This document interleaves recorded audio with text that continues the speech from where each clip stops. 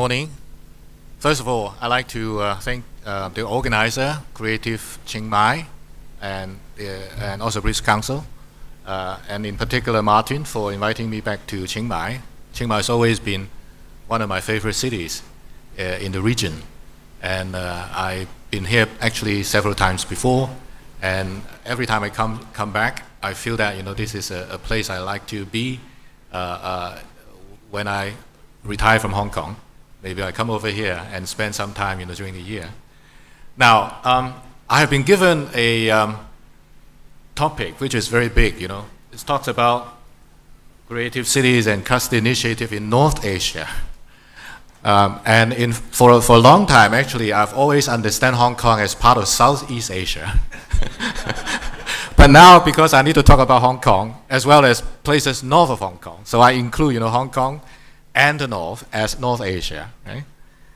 And this actually is how you see, the city at night, from the satellite, with all the lights showing, the places of energy, right? And in fact, this is how it inspired Richard Florida to do a mapping based on these satellite pictures to measure the intensity of light with the economic activities. And he actually proposes that to the future, we don't have boundaries of countries, but only with clustering of cities, right?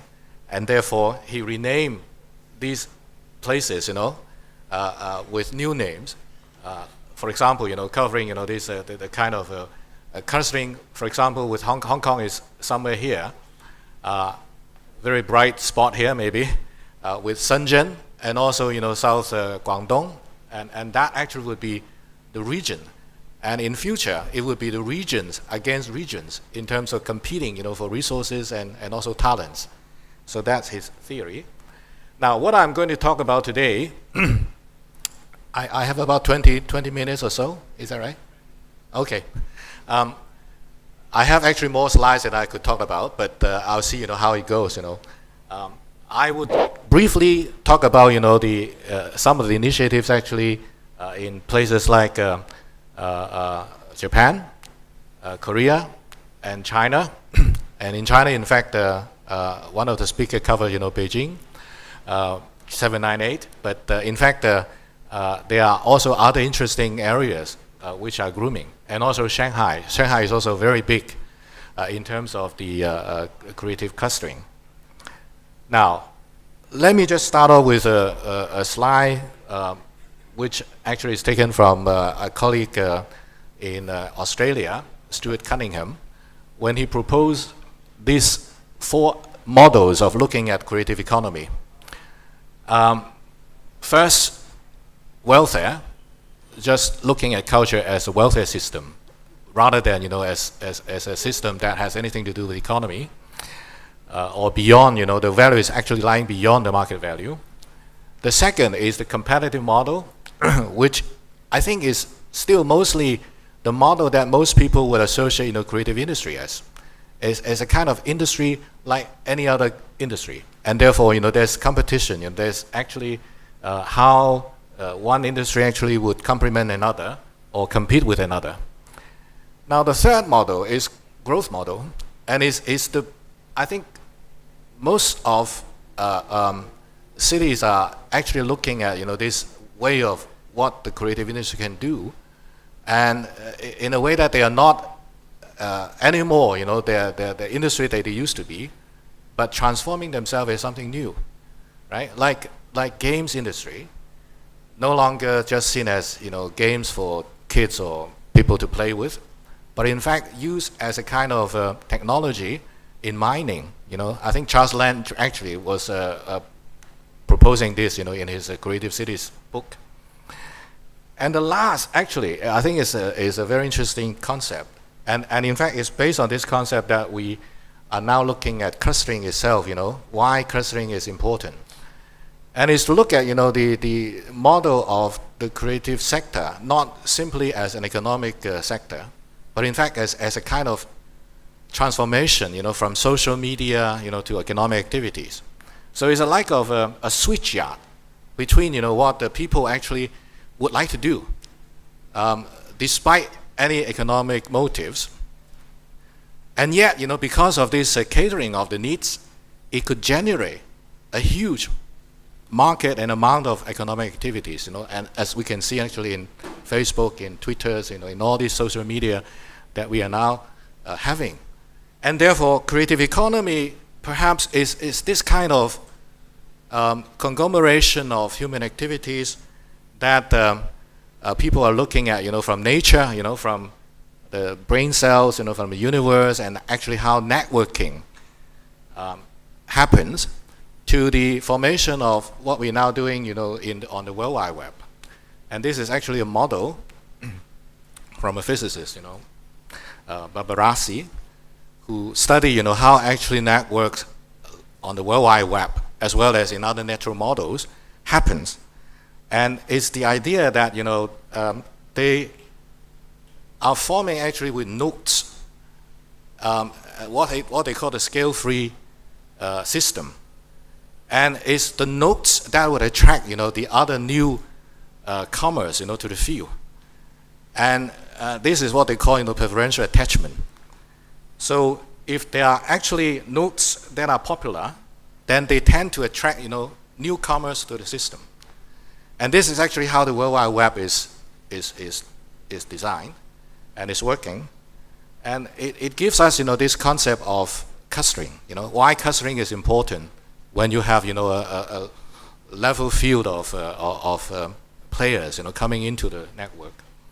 And of course, when we talk about cluster, we also like to refer back to, Michael Porter's concept, for the industries, and his idea of, grouping number of businesses or institutions together that would generate the kind of mutual benefits to one another. And then creative clusters, therefore, if you could apply the concept, is the clustering or the coming together of the creative businesses, that they could pool together their resources to optimize the creation, production, dissemination, and also the exploitation of the creative works. Right? Now, the cluster examples, there's so many that happened actually in the past 2 decades, and these are all familiar places, from Barcelona, Milan, London, to Vienna, San Francisco. But then, what we are interested today are the lists actually on the bottom, from Singapore to Japan to Korea to Taiwan to China, and I in fact would like to show you, just a few of these examples before I come to Hong Kong, where I do most of my research work. And in fact, I'm now doing a study on the mapping of the creative clusters in Hong Kong. Now, the first one is Kanazawa, which of course, is if I want to put a league of creative cities, maybe, Kanazawa could join, that league with Cebu, with Chiang Mai, with Bandung, as maybe one of the first that they started back in the 90s, when they had this concept of clustering called the Kanazawa Citizens Art Center, right? And in fact, for a while, it was portrayed as one of the biggest physical clustering of these arts and cultural activities in a physical location.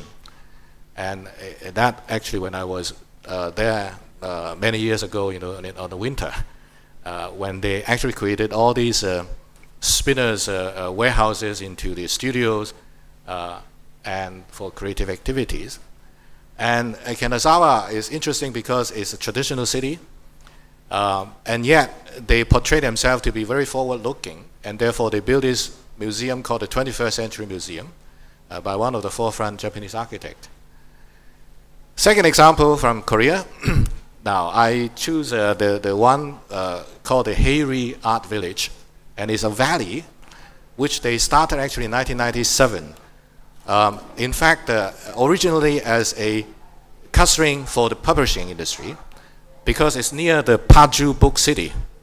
And then later on, the artists and the cultural workers thought that it was a good idea that they also come in and build their own clustering buildings. And the project actually grew. And now is a home for about 500 artists with, I think, 100 buildings. I think it's going to be more. And each actually is uniquely designed and placed within a very nice landscape, which is about an hour from the city of Seoul, but in fact only 20 minutes away from North Korea, from the border. So when you go there, always have this sense of crisis, whether there would be anything happening, just across the border. And these are some of the buildings there, right? Very interesting architecturally, and in fact with activities. So this is my second example. And then in Taiwan, I show you, this Huashan Creative Park, which in fact is converted from one of the tobacco factory, and they use these buildings and convert it also, into performing spaces and creative offices. And of course, it's not just Taipei, but different parts in Taiwan, like Taichung, they convert another factory in tobacco and wine into a creative industry park. And of course, 798, you all know, right? And in a way, 798 is now transforming itself more commercially, with the galleries, and in fact, all the artists had to move out because they cannot afford all the rents now. So what they're doing is they moved to a village 1 hour away from the city. It's called Songzhuang, and which is still a very traditional village, and they rented their village houses very, very cheaply, and yet, it's far away from the main city center, but in fact, they enjoy, living and working within these traditional village houses, like these artists, very happy telling me, how much they pay, for rent, and yet, they enjoy, the spaces and do their work, right? So this is Songzhuang, and in fact, the government recognized this effect, and therefore they come in and build a museum, and they build in, the other institutional support, for the artists, like this is one of the exhibition and places. And of course, Shanghai, when they started to catch up, with this idea of the clustering, they are very ambitious. And in fact, beginning with the early 2000s, they had 4 rounds of designating, this kind of creative clusters.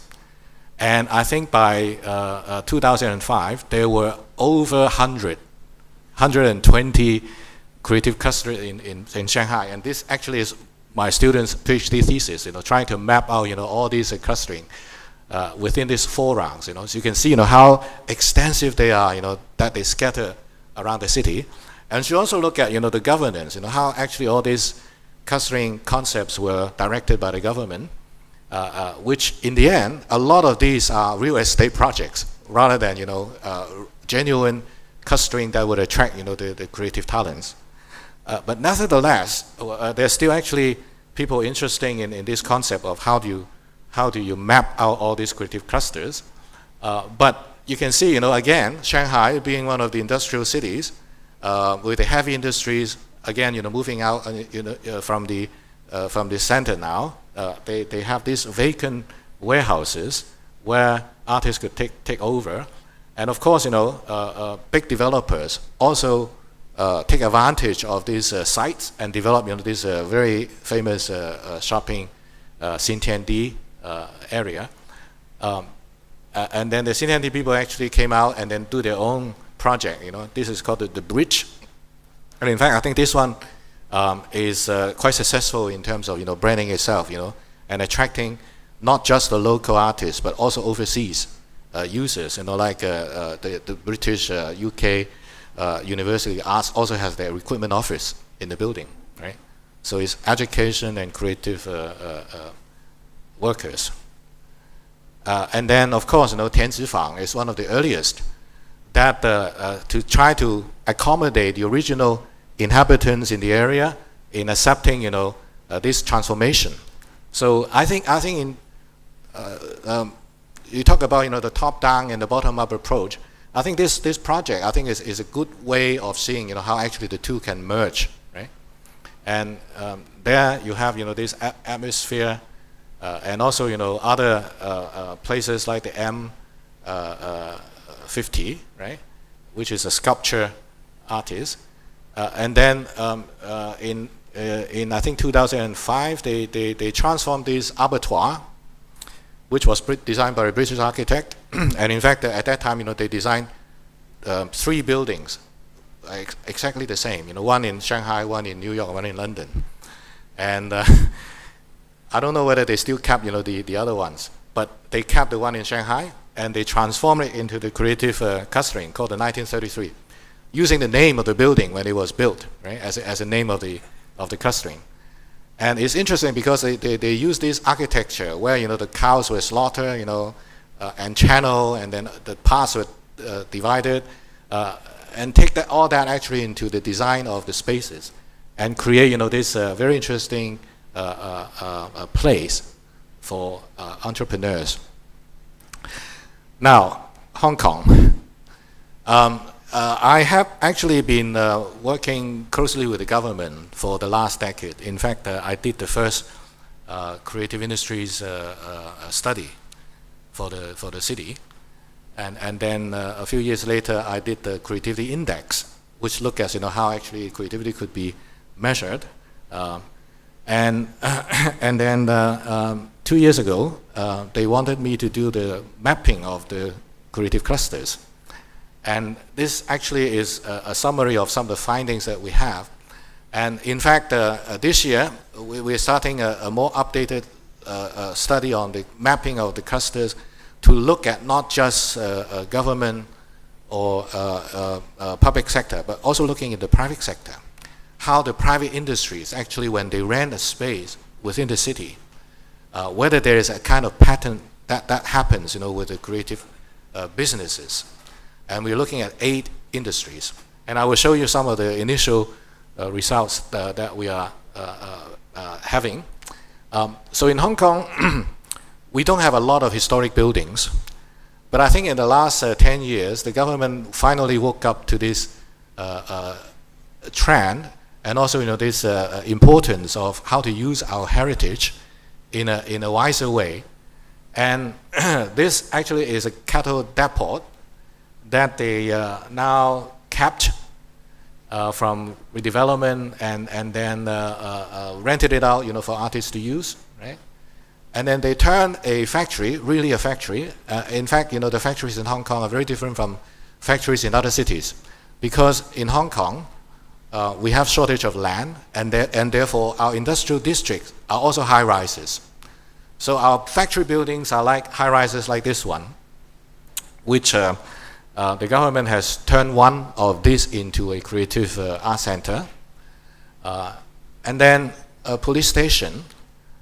This is a huge complex because it's one of the first police stations in Hong Kong with a prison complex right in the heart of Central. And now it's given over to the Jockey Club to see how they could turn it into, again, this hub of arts and culture. And I think they would open up the first phase very soon. Yeah? And this actually was one of the earlier schemes. They got the Swiss architect Herzog de Meuron to do a scheme. And in fact, the complex is here, but the architect actually wanted to do something new at the back, which created some objection from the citizens. And now they scrap this part, and they just build, they concentrate on just reusing the old buildings, right? And this is actually some of the events that was used, like the architectural biennale with Shenzhen. They use the spaces. Another project which is going to be open soon is the police quarters, Mary quarters, also in Central, which they also want to turn it into a creative industry space. For design particularly. And this is actually what they do. They awarded it to one bidder, and I think the name for this place is called PMQ, Police Merit Quarters. And I think probably at the end of this year they will open. Now, smaller projects like this one, again, a group of shop houses, which is given over to the Urban Renewal Authority. 5 minutes? Yeah, okay, all right. And they successfully turned it into a base for comic and animation industries. So this is how it looks, right? And I think all these, and in fact, these are some of the private sector initiatives. You know, all the previous examples are all the government or public institutions. But this one is interesting because one private owner, they have they have this building in the heart of Wan Chai, which is very commercial, and yet they don't want it to just rent it out, you know, to commercial uses, and therefore they ask an art and cultural organization to help them manage it to rent it out to creative workers at a lower than the market rate. So this is something very rare in Hong Kong, right, where people don't follow, you know, the business logic. And yet, you know, would allow, you know, their property to be used for arts and culture. And then big developers, some of them actually also have similar initiatives of using part of their commercial development, you know, like this one, of a shopping mall, to turn it into a space for sharing. You know, this is called a good lab, where startup companies, actually they could all come and register and use the space. And for this space, actually, they have something like 50 companies sharing, right? And that's how they work, you know. They would come in and then they just use one desk or one office or one table to chat. And then, of course, you know, government also have brand new projects, you know, from scratch, you know, building a building specifically for that purpose. And this is for the Innovation Center for Design, right, which is next to a big shopping mall.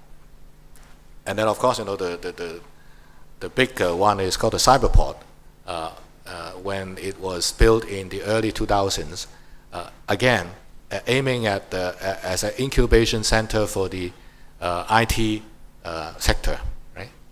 Now, of course, you know, the largest project is the West Kowloon Cultural District, which is not simply for the grooming of arts and culture, but also, you know, to see how tourism, it could have impact actually with tourists. Because the site, this actually was one of the winning design by Norman Foster for the first scheme when he proposed a big canopy over the whole site, and then created again a lot of objections from people. And finally they changed it to, I'll show you the design later, to just a park. And then everybody loves it. But I'm showing you, you know, the similar initiatives in Guangdong alone, right? When we have a West Kowloon Cultural District for 40 hectares land, designated, you know, for arts and culture hub. You think this is a big move, but look at, you know, what's happening around us. You know, we are in Hong Kong here, but all these cities in the Pearl River Delta, each of them has their own version of a cultural district. And you see, you know, this is in Shenzhen, right? All these big developments, Guangzhou, right? The Guangzhou Museum, in fact, already done. And then the Opera House, designed by Zaha Hadid, again, is completed. Dongguan, right, is trying to be the performing arts center in China, in South China at least, right? Foshan, right? This is a place actually with ceramics, and they turned one of the ceramic factory into a creative park. Again, using the name of the beginning of the industry in 1506. So they call themselves 1506, you know, one of the earliest creative clusters in China, or maybe in the world, right? And then, of course, Macau, right? Macau is very specific in developing the entertainment casino industries, which is now actually also taking on, you know, cultural industry as an idea. So within the big casino, they have these very interesting cultural shows to attract the visitors to stay on. And then, of course, you know, coming back to Hong Kong, this is the final competition of the three schemes. You know, this is by the OMA, Dutch architects. This is from the local Roccoim designers. In fact, I was part of the team when we developed, this project, and then eventually it was Norman Foster again who won it with this concept of a big park, right? Taking away, the canopy and giving it back to nature, to citizens, right? And I'll show you a few projects that they are now doing, right? Because it's a long project. They have the high-speed rails terminal actually next to the district, and they are building, the cultural facilities by phases. The first project that will be completed will be a performing arts center called the Sichi Center, right? And again, it was an international competition, and the Canadian architect Tom, they won this competition, right? Bing Tom, sorry, yeah. And this is actually how it looks, right? And the museum called the M Plus Museum, again, won by the Swiss firm, Herzog and de Meuron. You see, this is actually setting as a backdrop, with all these high-rise and luxurious apartments behind. Now, I don't think I have time to go through all this mapping work that I did, for industrial building, because there's one area which is very important to the government, and is one of the first industrial districts in Hong Kong. And in fact, all these industrial districts are now having different uses because the industries already either move out to China or elsewhere, and therefore it's the cultural and the creative industries that are now using these spaces. And yet they want to change some of these factories into a commercial district. And in Hong Kong, in fact, we have this law that industrial buildings are strictly for industrial uses. And they don't recognize, the cultural industries or the creative industries as an industry. And therefore, all these uses are in a way illegal. So they have this dilemma of how to keep the workers actually in the buildings, or in fact, how to redevelop them, when they want some of the buildings actually turned into a commercial redevelopment. And it's this conflict, between the actual uses and the intention of developing, these districts as a commercial district, right? So this is to show you, we cover, these 8 industrial districts in Hong Kong in the study. They're all actually around the city, right? And then we compare, the uses in terms of, what sectors of people are using the spaces, and then compare, the composition with some information on the companies in terms of the rental, and also, how they actually use it. This is one of the famous industrial districts in Fortan, right, where it's mainly artists occupying. And then another district, Sen Po Gong, near the airport, right? And this is actually how it works. Time's up? Okay, all right. Let me just use my last minute to just sum up, And the last district I want to show you is the Kwun Tong, right, which actually is the biggest first industrial districts in Hong Kong, which they want to turn it into the second CBD of Hong Kong. And you can imagine the conflicts, and in fact, the long process that they have to struggle, with the existing users, who are the artists and creative workers, right, as well as, the owners, who somehow cannot get rid of these people because the building is a multiple owned building, so it's very difficult for them to redevelop. So I think this whole development, it would be interesting to see, how it would transform itself. Yeah? We are actually working on 2 projects. One is the mapping, and another is actually to look at, how an industrial district could be redeveloped with homage to the industrial heritage, because the industrial heritage to Hong Kong is also important. That's the success story of Hong Kong, from the 60s. And I think it will be a very critical lesson for Hong Kong, and perhaps also for cities with similar situations with their manufacturing industries, moving away, and yet they aspire to transform the city into a service industry. And I perhaps would just stop here, and I have more slides actually behind those, but would like maybe to share with you on another occasion. Thank you. Thank you.